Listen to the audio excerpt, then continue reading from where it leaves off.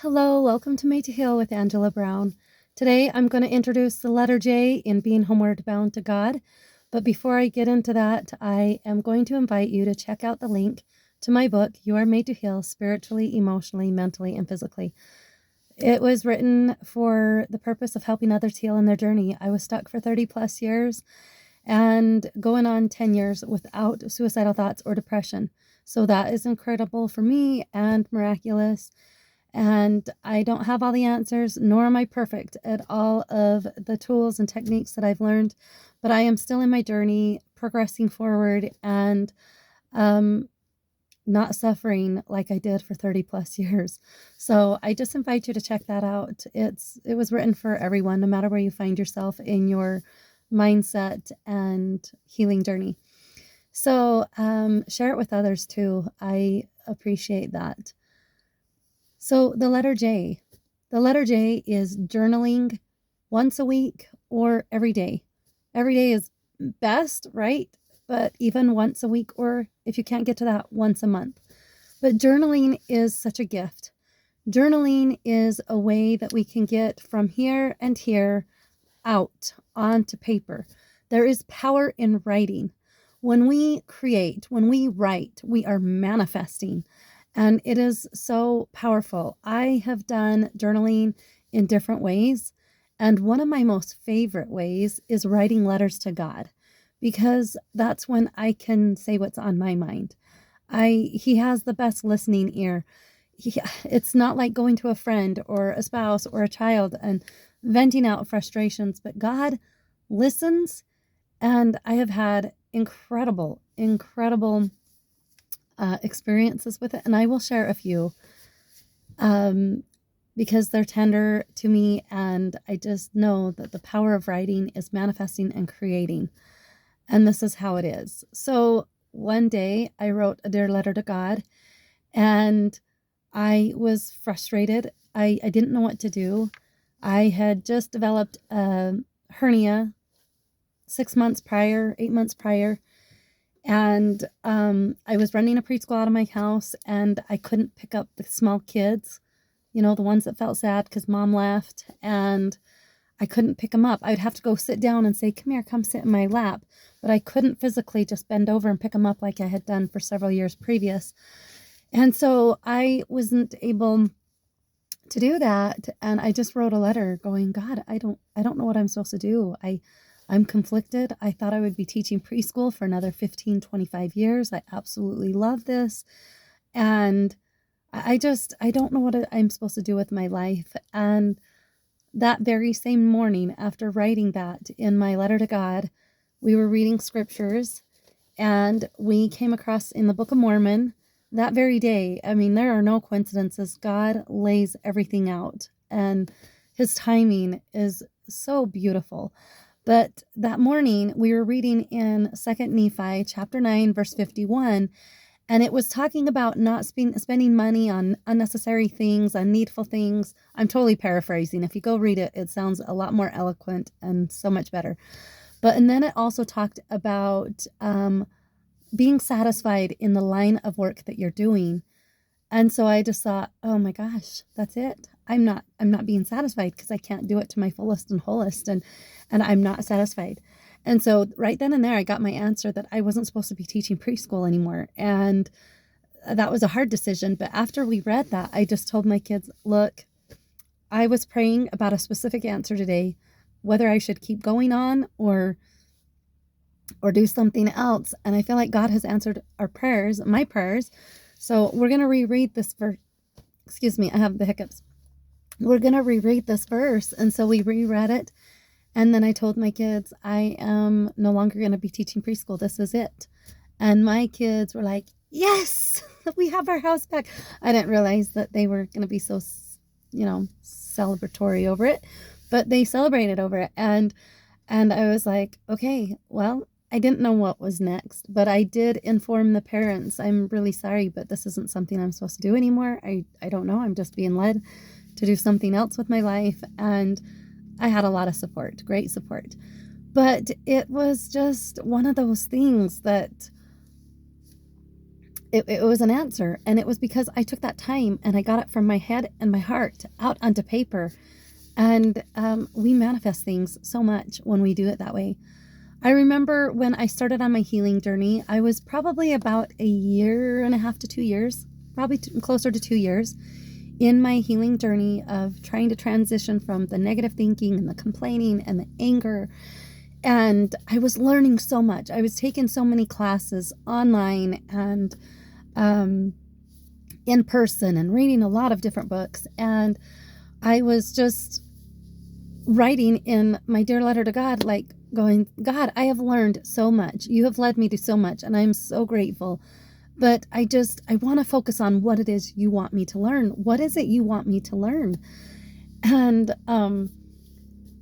it didn't happen the same day like it did last time, but within about 10 days, because I'm part of a homeschool co-op, and I brushed in, or I walked past this lady. We never worked side by side because she was with the older kids and I was with the younger kids. And so I never really got a chance to talk to her. And we happened to just be going to the bathroom at the same time. And she was like, oh, Angela, oh my gosh, I'm so glad we ran into each other, because I was reading some scriptures the other day and your name came to my mind when I read a particular spot in the scriptures. And I was like, oh, I'm curious, where were you reading? And she was like, so she was reading and studying in the Book of Mormon. And she said, I was reading in Alma. And in my mind, I'm like, okay, I can remember that. My name is Angela. Starts with an A, ends with an A. I'll remember that. Alma starts with an A, ends with an A. Only book in the Book of Mormon that starts with an A and ends with an A. I'm like, I can remember that. So, and then she was like, I was in chapter 5, and I'm in my mind, I'm going, okay, this is weird. Another coincidence, like no coincidences. There are no coincidences, but another similarity. My birthday is in May, 5th month. I can remember that.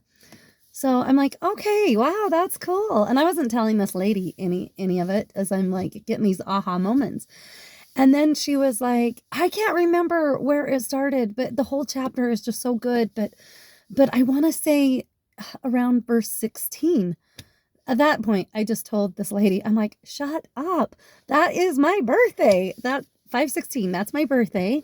So I am going to look it up. I promise when we are done, I'm going to go read this and see where it is. But I knew that's what she was supposed to say. God had it in her heart to say that so that it would grab my attention and for me to be serious about reading it.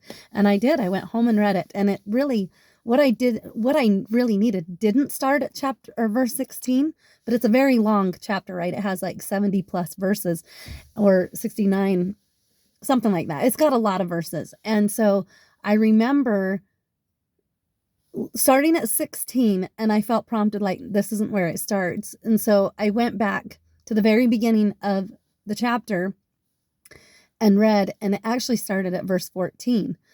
But it was incredible. It was beautiful. It was the answer that God gave me. He said, it was like, this is what you're supposed to focus on. This, you have been learning so much, but please just focus here. If you focus here, you're doing so good. This is awesome. And I was just really, really blown away by the miracle of God answering my prayer. And another day, another time I was writing in my journal, and, I don't know if you've done the Enneagram or whatever, but my husband and I are both on the anger triad.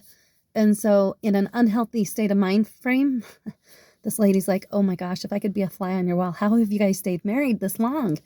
And I was just like, we've made it work. But we were in our unhealthy mind frame for a lot of our marriage. And so yeah, being in the anger triad. And if you're not familiar with the Enneagram, then you're not going to get what I'm saying. But if you are, then there are healthy mindsets in your personality, and then there's unhealthy, healthy, and then in the middle there's just in between, transitioning, for the worse or the better, whatever. But anyway, we've struggled with anger in our house, but I feel like I didn't wake up angry, but my husband woke up angry. I just think he wasn't happy with his job. anyway, I just remember writing to God going, God, I can't take the anger right off in the morning. I can't. It's hurting me. I just don't, I can't handle that. I just want him to be able to feel the love of Christ, and I want him to have the light of Christ more in his life. And I just am asking you to help him, help bless him, and help him feel of your love. Really help him feel of your love. And so I remember that oh gosh, it was probably, he was up for 15-20 minutes. And it wasn't the first thing he said, but one of the first things he said, right before he left out the door, he's like, gosh, I really need to feel the love of Christ, and I need more of his light in my life.